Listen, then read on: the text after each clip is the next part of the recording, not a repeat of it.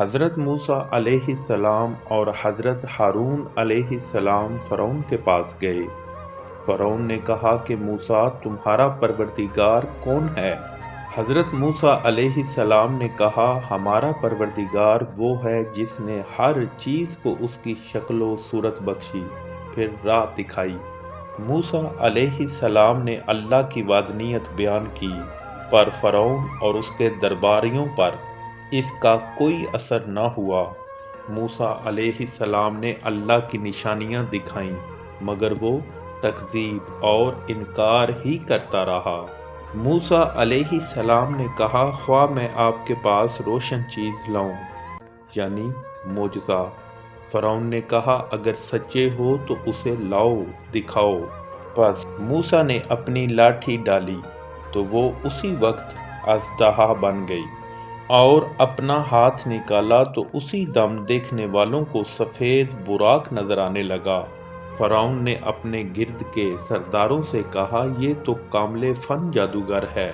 موسیٰ تم ہمارے پاس اس لیے آئے ہو کہ اپنے جادو کے زور سے ہمیں ہمارے ملک سے نکال دو تو ہم بھی تمہارے مقابل ایسا ہی جادو لائیں گے۔ تو ہمارے اور اپنے درمیان ایک وقت مقرر کر لو کہ نہ تو ہم اس کے خلاف کریں گے اور نہ تم۔ یہ مقابلہ ایک ہموار میدان میں ہوگا۔ تو ناظرین جادوگر ایک مقرر دن کے میعاد پر جمع ہو گئے اور کافی تعداد میں لوگ بھی جمع ہو گئے۔ جادوگر فرعون سے کہنے لگے کہ اگر ہم غالب رہے تو کیا ہمیں صلہ بھی عطا ہوگا؟ فرعون نے کہا ہاں اور تم مقربوں میں بھی داخل کر لیے جاؤ گے۔ جادوگر موسیٰ علیہ السلام سے بولے کہ یا تو تم اپنی چیز ڈالو یا ہم اپنی چیزیں پہلے ڈالتے ہیں۔ موسیٰ علیہ السلام نے کہا نہیں تم ہی ڈالو۔ جب انہوں نے چیزیں ڈالیں تو ناگہاں ان کی رسیاں اور لاٹھیاں جادو کی وجہ سے ایسے نظر آنے لگیں کہ وہ ادھر ادھر دوڑ رہی ہیں۔ اس وقت حضرت موسیٰ علیہ السلام نے اپنے دل میں خوف معلوم کیا۔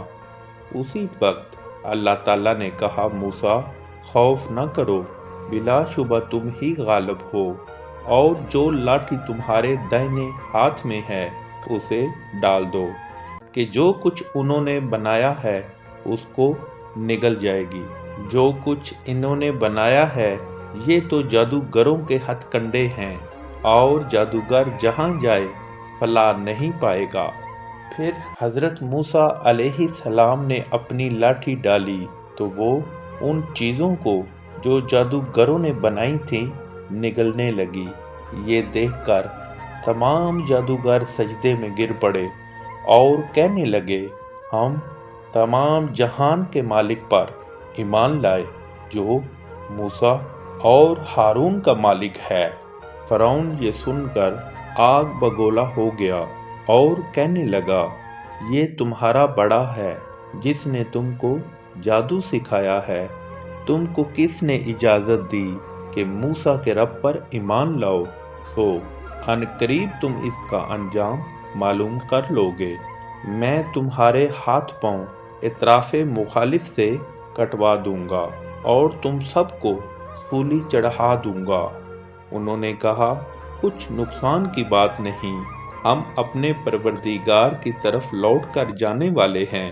ہمیں امید ہے کہ ہمارا پروردگار ہمارے گناہ بخش دے گا اس لیے کہ ہم اول ایمان لانے والوں میں ہیں۔ یہ ایمان کی فتح تھی، دلوں کی غلامی ٹوٹ گئی۔ فرعون کے انکار پر اللہ تعالیٰ نے فرعونیوں پر مختلف عذاب نازل کیے۔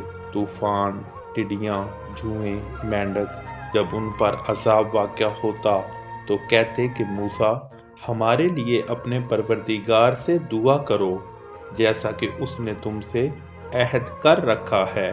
اگر تم ہم سے عذاب کو ٹال دو گے تو ہم تم پر ایمان بھی لے آئیں گے اور بنی اسرائیل کو بھی تمہارے ساتھ جانے کی اجازت دیں گے۔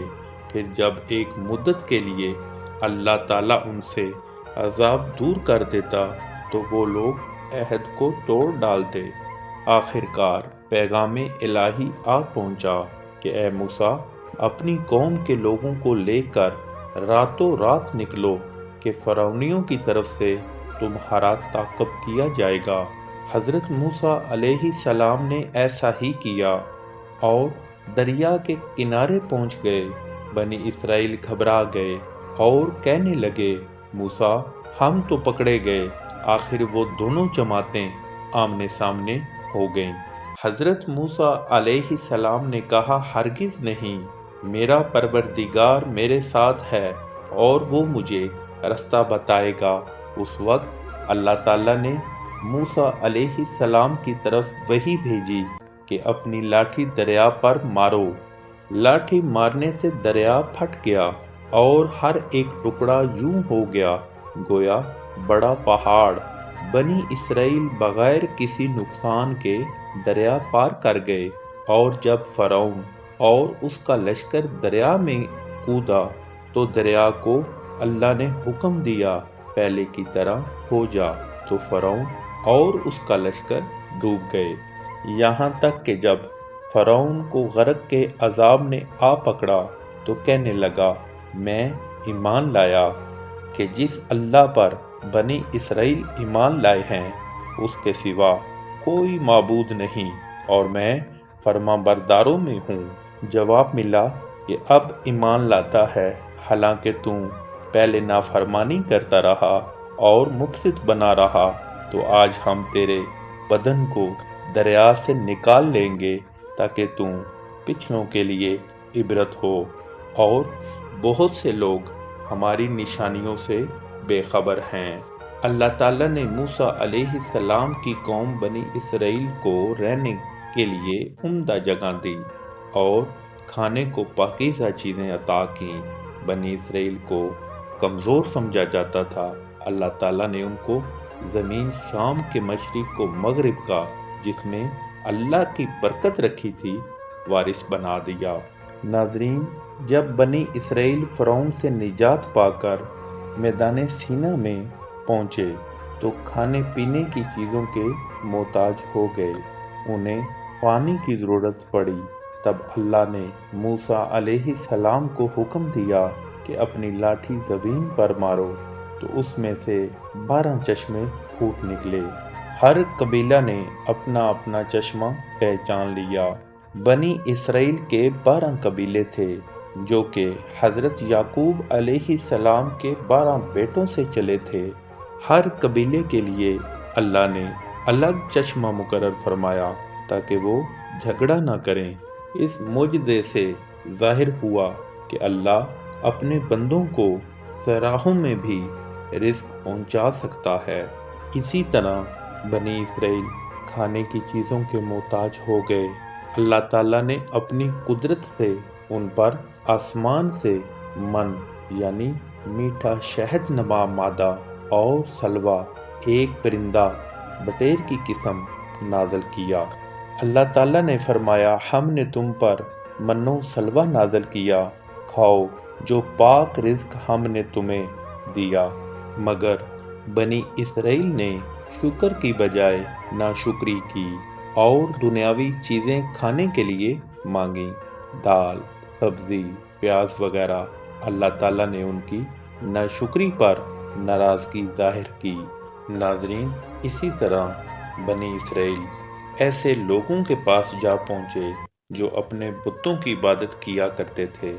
حضرت موسیٰ علیہ السلام سے کہنے لگے کہ موسیٰ، جیسے ان لوگوں کے معبود ہیں، ہمارے لیے بھی ایک معبود بنا دو۔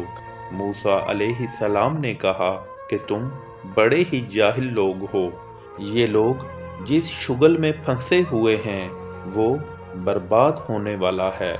اور یہ بھی کہا کہ بھلا میں اللہ کے سوا تمہارے لیے کوئی اور معبود تلاش کروں، حالانکہ اس نے تم کو تمام اہل عالم پر فضیلت بخشی ہے۔ اور اللہ کے ان احسانوں کو یاد کرو جب اللہ نے تم کو فرعونیوں کے ہاتھ سے نجات بخشی، وہ لوگ تم کو بڑا دکھ دیتے تھے۔ اللہ تعالیٰ نے موسیٰ علیہ السلام سے 30 رات کی میعاد مقرر کی کوہ طور پہاڑ پر۔ موسیٰ علیہ السلام نے اپنے بھائی ہارون سے کہا کہ میرے کوہ طور پر جانے کے بعد تم میری قوم میں میرے جانشین ہو، ان کی اصلاح کرتے رہنا۔ اللہ کے مقرر کیے ہوئے وقت پر کوہ طور پہاڑ پر پہنچے تو اللہ تعالیٰ نے ان سے کلام کیا تو موسیٰ علیہ السلام کہنے لگے کہ اے پروردگار، مجھے جلوہ دکھا، میں تیرا دیدار بھی دیکھوں۔ اللہ نے فرمایا کہ تم مجھے ہرگز نہ دیکھ سکو گے، ہاں پہاڑ کی طرف دیکھتے رہو، اگر یہ اپنی جگہ قائم رہا تو تم مجھ کو دیکھ سکو گے۔ جب پروردگار پہاڑ پر نمودار ہوا تو تجلی انوار ربانی نے اس پہاڑ کو ریزہ ریزہ کر دیا اور موسیٰ علیہ السلام بے ہوش ہو کر گر پڑے۔ جب ہوش میں آئے تو کہنے لگے کہ تیری ذات پاک ہے اور میں تیرے حضور میں توبہ کرتا ہوں، اور جو ایمان لانے والے ہیں ان میں سب سے اول ہوں۔ اللہ تعالیٰ نے تورات تختیوں پر لکھ کر ہر قسم کی نصیحت کر دی اور ہر چیز کی تفصیل لکھ دی اور فرمایا کہ اسے زور سے پکڑے رہو اور اپنی قوم سے بھی کہہ دو کہ ان باتوں کو جو اس میں مندرج ہیں بہت بہتر ہیں، پکڑے رہیں۔ جب موسیٰ علیہ السلام کوہ طور سے واپس اپنی قوم کے پاس آئے تو قوم نے اپنے زیوروں سے ایک بچڑا بنا لیا۔ یہ سب کرنے کے لیے ان کو سامری جادوگر نے آمادہ کیا۔ ان لوگوں نے یہ نہ دیکھا کہ وہ نہ ان سے بات کر سکتا ہے اور نہ ان کو رستہ دکھا سکتا ہے۔ اس کو انہوں نے معبود بنا لیا اور اپنے حق میں ظلم کیا۔ موسیٰ علیہ السلام اپنی قوم کی حالت دیکھ کر نہایت غصے اور افسوس کی حالت میں کہنے لگے کہ تم نے میرے بعد بہت ہی بد اتواری کی۔ کیا تم نے اپنے پروردگار کا حکم یعنی میرا اپنے پاس آنا جلد چاہا؟ یہ کہا اور شدت غضب سے تورات کی تختیاں ڈال دیں اور اپنے بھائی ہارون کے سر کے بالوں کو پکڑ کر اپنی طرف کھینچنے لگے۔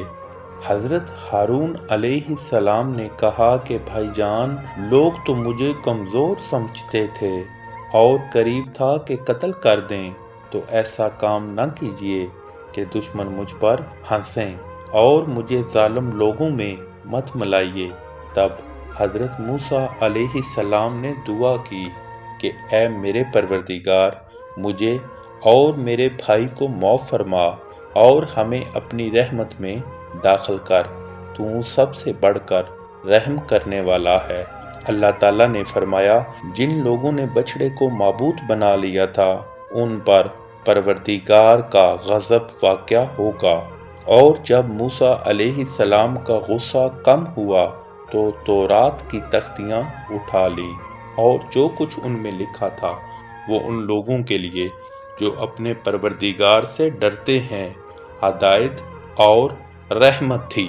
پھر اللہ تعالیٰ نے موسیٰ علیہ السلام کو حکم دیا کہ ارض مقدس یعنی ملک شام میں داخل ہو جاؤ، دیکھنا مقابلے کے وقت پیٹھ نہ پھیر دینا ورنہ نقصان میں پڑ جاؤ گے۔ حضرت موسیٰ علیہ السلام کی قوم کہنے لگی، موسیٰ وہاں تو بڑے زبردست لوگ رہتے ہیں، جب تک وہ اس سرزمین سے نکل نہ جائیں ہم وہاں جا نہیں سکتے۔ ہاں اگر وہ وہاں سے نکل جائیں تو ہم جا داخل ہوں گے، اگر لڑنا ہی ضرور ہے تو تم اور تمہارا اللہ جاؤ اور لڑو، ہم یہیں بیٹھے رہیں گے۔ حضرت موسیٰ علیہ السلام نے اللہ سے التجا کی کہ پروردگار، میں اپنے اور اپنے بھائی کے سوا اور کسی پر اختیار نہیں رکھتا، تو ہم میں اور ان نافرمان لوگوں میں جدائی کر دے۔ اللہ تعالیٰ نے فرمایا کہ موسیٰ وہ مقدس ملک ان پر 40 سال تک کے لیے حرام کر دیا گیا ہے، وہاں داخل نہ ہو پائیں گے۔ جنگل کی زمین میں سرکرداں بھٹکتے پھرتے رہیں گے۔